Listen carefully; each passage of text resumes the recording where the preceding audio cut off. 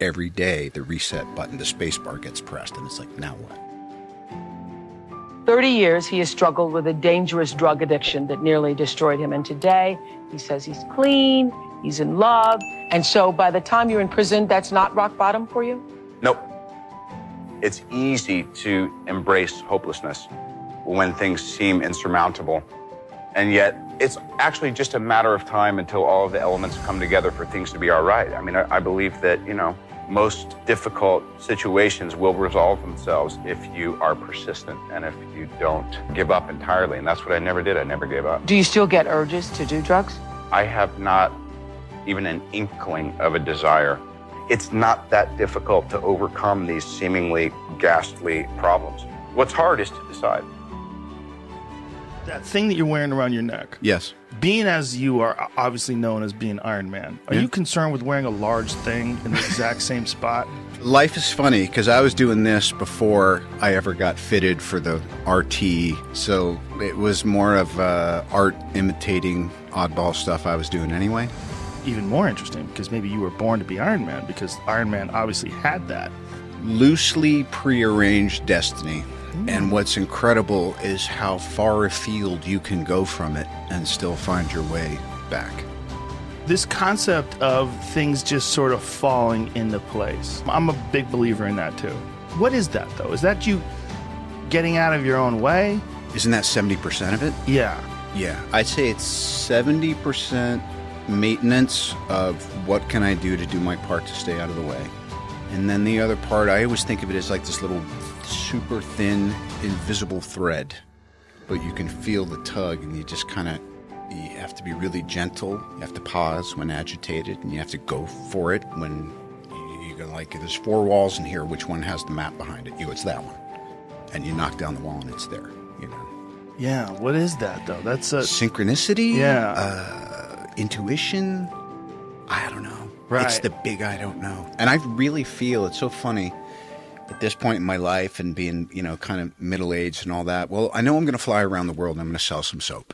And I know I have a new project and I know I've just retired my jersey on this 12-year journey I've been on. And how do I want to start? And it came up, how would you like it? I go, yes, that's exactly what I'm going to do. I'm going to go have the Joe Rogan experience and kick off this year and this season and this new chapter by doing what I love.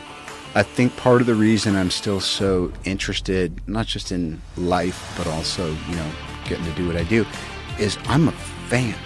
I love movies. I love creativity. I love music. I love culture. And the fact that I actually have a place in it while I'm observing it and digging it is like, it's an honor. Even though he has a whole lot of money, even though he's Iron Man, dude, here's the deal. He's still nice. My daughter is 4 years old, and she says, Daddy, don't you know Iron Man? Can't you hook it up? It's my birthday. Can he come to my birthday? Can you make it happen, Daddy? And this is at his height. This is when everything is going. And I text him, and I said, listen, man, my daughter, she loves Iron Man. If you got time, you know what I'm saying, if you stop by. And this is the day before her birthday. It's Saturday. Sunday is the birthday. He texts back, he says, is 12 o'clock noon good? Is the door to Iron Man totally closed? Because I don't believe it is. Oh. You guys can go through time now. Let me ask you the question.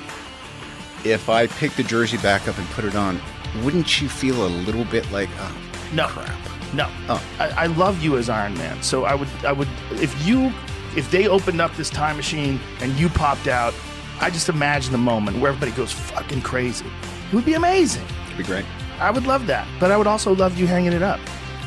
It's just, I keep thinking, see clearly.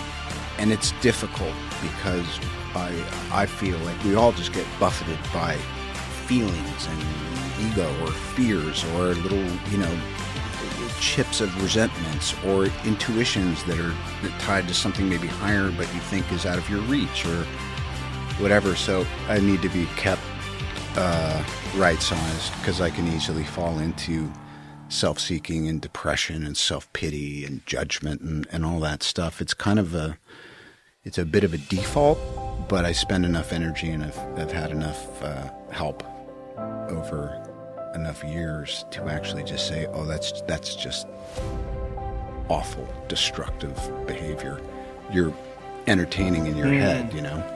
If I'm noticing anything now, it's that we need to shift and we need new challenges. And just like society and politics, things are moving and morphing, and the information age is making things so, everything's learning and growing from everything so quickly and improving or disproving. But for me, it's just incredible. Our culture never encourages taking a break, never encourages saying, don't chase that thing because you've got it in your hands. So confidence, you know, there's been times when I've felt I'm in possession of it, and then you want to let go a little bit because it's only ever the moment and life guiding you. The wind is so at your back that you're like, wow, are you just, you know, jumping over the waves and all that by yourself? And you're like, you bet I am. But there's a physics to the moment, and the wind's at your back. And then the wind does what the fucking wind does, and it changes. And if you're left there thinking, what, you know, so I think it's great to be in full possession of what you would call supreme confidence, and then see what happens if you don't hold on to it so hard, because it's great, but it is a bit of an illusion, because like everything else, it's always changing. Always know what your action is, because then when you come in the morning confident, or when you come in the morning and you can't hit your ass with both hands, you know what to do. Just boil down what it is you're doing, whether there's a camera around or just what am I doing today. Today I'm showing up and I'm trying to be honest and also to listen and learn. But really my action today is I'm beginning a process of promotion. You actually take comfort in the fact that your eyesight is starting to dwindle?